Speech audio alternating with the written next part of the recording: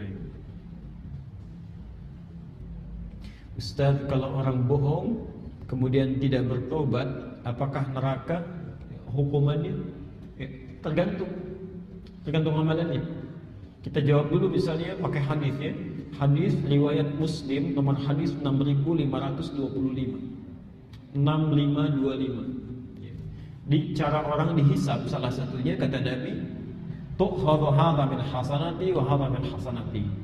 Dihisab itu begini. Kalau ada amal kebaikan, ada amal kejelekan, maka yang baik ini akan menutup yang jeleknya.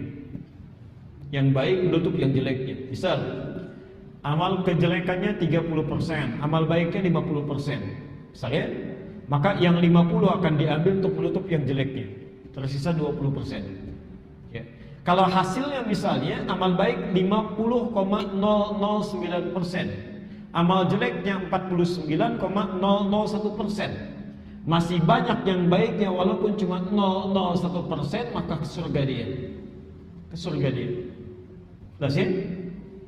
Tapi kalau ditukar amal baiknya 49,001%, amal jeleknya 50,001%, maka ke neraka dia.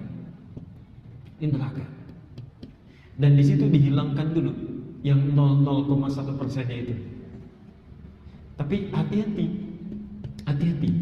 Memang di Al-Bukhari disebutkan orang kalau punya kadar kesalahan dicuci di neraka.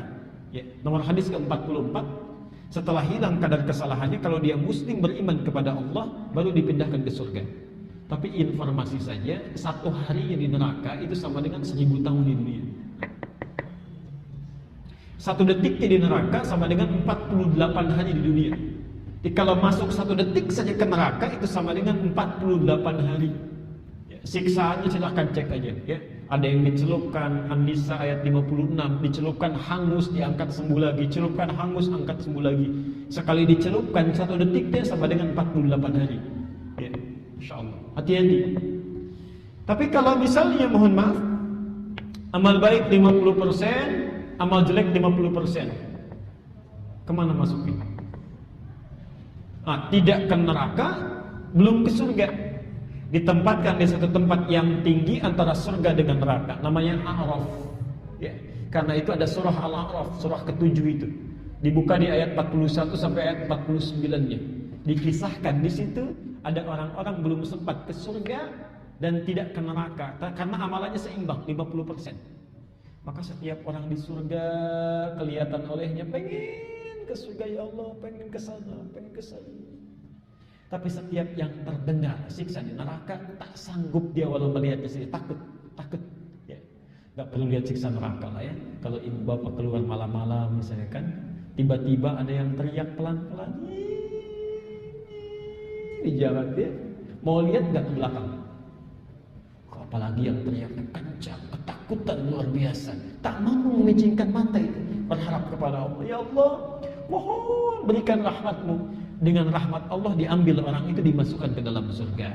Tapi setelah hisab selesai semua, 1 harinya 1000 tahun. Jadi kalau hisabnya misalnya seminggu aja, misal ya, itu sama dengan 7000 tahun berada di Araf itu. Nah, jadi orang yang bohong, yang bohong, pertama kali yang dia dapatkan adalah kecelakaan saat di dunia, sebelum ke akhirat. Pasti celaka di dunia. Makanya hati-hati kalau mau bohong ya. Karena kata Qur'annya, wailul lil mukadzibin. Orang dusta pasti celaka. Hati-hati. Ada rumus dalam fikih begini, namanya wa'idun. Wa'id itu keluarkan ancaman-ancaman saat berpikir berbuat salah. Ancamannya apa? Jadi ketika tahu resikonya, kita bisa menghindarinya. Misal, kalau bohong pasti celaka. Kalau orang tahu dengan bohong itu akan celaka, dia tidak akan macam-macam. Tertulisan di minuman ini, hati-hati sianida, minum wafat. Masih diminum juga enggak? Wah, kalau diminum juga keterlaluan namanya. Ini ada keterangan di Quran, diulang-ulang, luar biasa. Wailul lil mukadzibin. Bohong pasti celaka. Orang masih nekat bohong juga. Artinya ada yang salah dalam dirinya. Hati-hati, kalau tidak percaya silahkan saja. Ada orang bohong pasti celaka itu. Ya, minimal celaka harga dirinya. Minimal celaka kehormatannya. Minimal celaka rezekinya. Ya. Ada orang misalnya jualan, sudah banyak pelanggannya, tiba-tiba menipu. Bohong dia. Begitu bohong kan orang akan cerita, ini penipu, ini nggak bagus, ini jelek, misalnya ditinggalkan, rezeki berkurang, kehormatan turun dan sebagainya, celaka. Dan di akhirat yang paling celaka saat bohong itu amal baiknya diambil oleh amal jeleknya. Ya. Memang belum tentu masuk neraka, kalau masih banyak amal baiknya dia masih masuk surga. Tapi apa yang bisa menjamin amal kita cukup untuk menutupi sifat bohong yang mungkin keluar? Ya. Tandanya amal diterima itu apa? Amal yang diterima tandanya apa? Cirinya, syaratnya ikhlas. Syarat amal diterima itu ikhlas. Bisa nggak menjamin berapa banyak keikhlasan yang sudah menyertai amalan kita sampai hari ini? Dari sekian banyak amal yang sudah dikerjakan, berapa banyak yang ikhlas? Ya. Jadi kalau Anda belum merasa yakin ikhlas, maka jangan coba mudah berbuat maksiat. Hati-hati.